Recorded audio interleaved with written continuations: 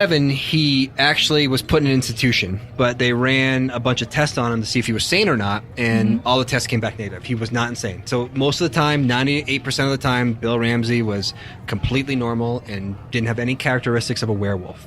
But then he would feel it coming on. So they let him out of the institution. He's like, I'm just a carpenter, what's going on here? And they let him out. So what happened was in the late 80s, the Ed and Lorraine Warren became involved in the case. They heard about it in America. They got super interested in it. They flew to London at one point to try to talk to him, and they actually talked to him.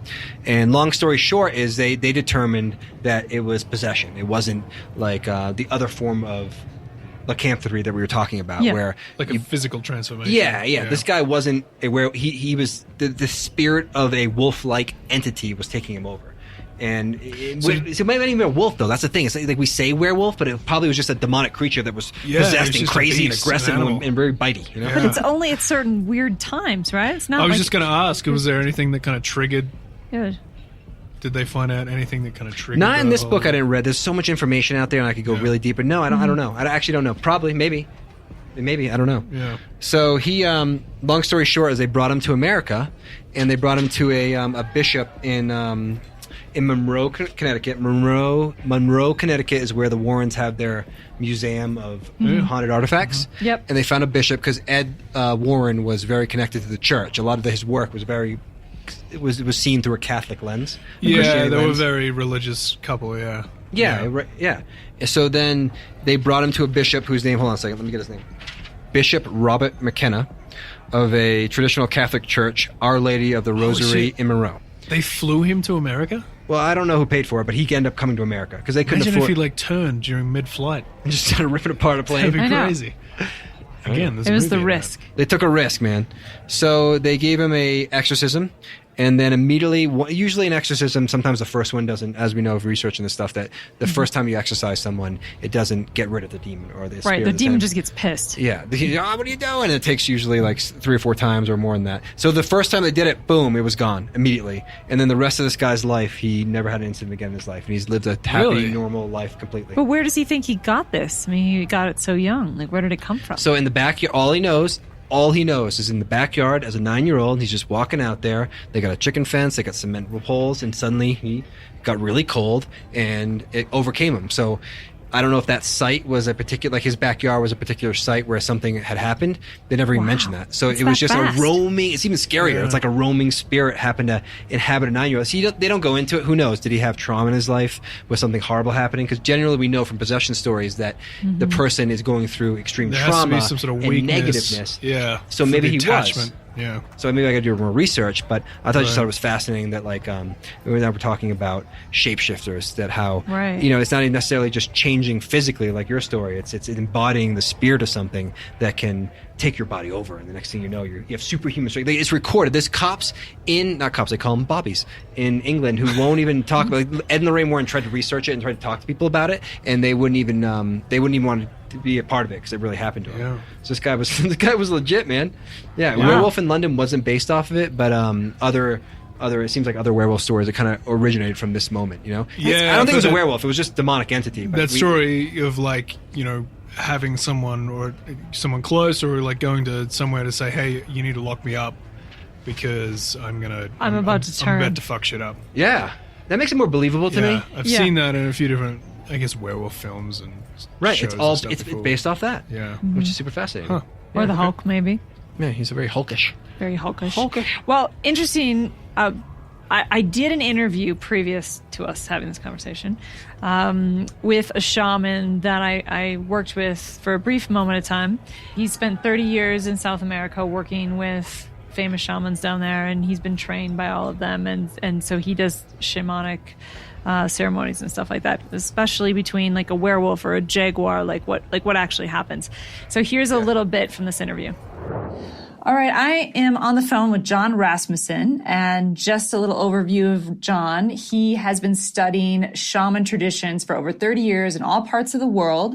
He was initiated in the shamanic energy medicine practice of the Americas, the Andes, and the Amazons during the 1990s, and he's here with me now to just talk about the differences between a sorcerer and a shaman. Hi, John. Hi, Melissa. So what is it like to go into a trance as a shaman? So the shaman is kind of does that naturally to begin with. The goal is to free and empower people to have better lives, to be able to create their own experiences, and that's all good. Whereas sorcery would be to disempower somebody, to get them dependent on you, or to cause harm, maybe for the benefit of someone else, but nonetheless, it's not just about freeing and empowering. It's kind of two opposite ends of the spectrum. Yeah, definitely. And then, just a quick question: why? Because this has been an ancient power. What's the kind of motivation of that?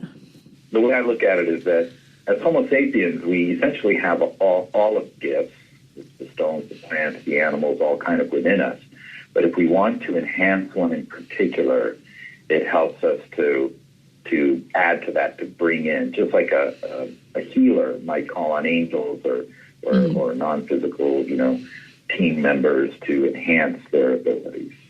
And then just final words on this episode is specifically on shape-shifting and every facet of it, the good, the bad, the ugly, all that kind of thing. What is your opinion on humans that can shapeshift? There's some stories that we found where humans can shapeshift into other humans. Have you ever heard any of this kind of stuff? I have, yes. And I think that level of it is rare.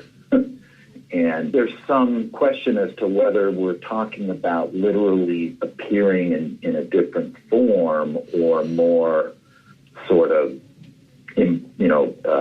embodying or sort of entering the body of another in order to, like that's channeling, right? If you think about it in one respect, that's what's happening. So there may be good reasons to do that in order to get done what needs to get done. Right. Meaning... And to be invisible, to not be noticed or, that kind of thing. Be able to avoid sort of detection and possible persecution or whatever might come with that. Interesting. So almost as if this is good and bad, right? So if you're able to shapeshift into another human, you're using it to gain knowledge for a good purpose and sometimes maybe for a bad purpose.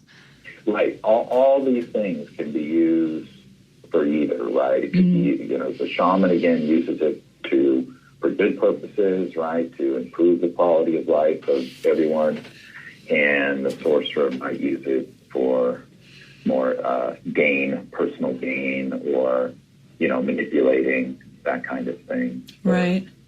Not so good purposes, yeah. So wait, I'm just so interested, and this is probably a much longer conversation, but how does one transform themselves into another human? Like how's that even physically possible? I mean, I'm sure it's a very metaphysical explanation, but how does that work? That's sort of the extreme, right? There are stories and certainly possibilities of people appearing to change form based on beliefs or hypnosis. These kinds of things have been observed. You may have seen someone you thought you really knew well and were familiar with, and all of a sudden they look really different. Maybe they've had some kind of transformation and the physical has responded accordingly. So getting a physical response is again rare, but it is possible. Based on sort of resonant physics or quantum physics, or this notion that we don't know everything and how the physical world manifests, right, and what's behind that, right, and how flexible is that.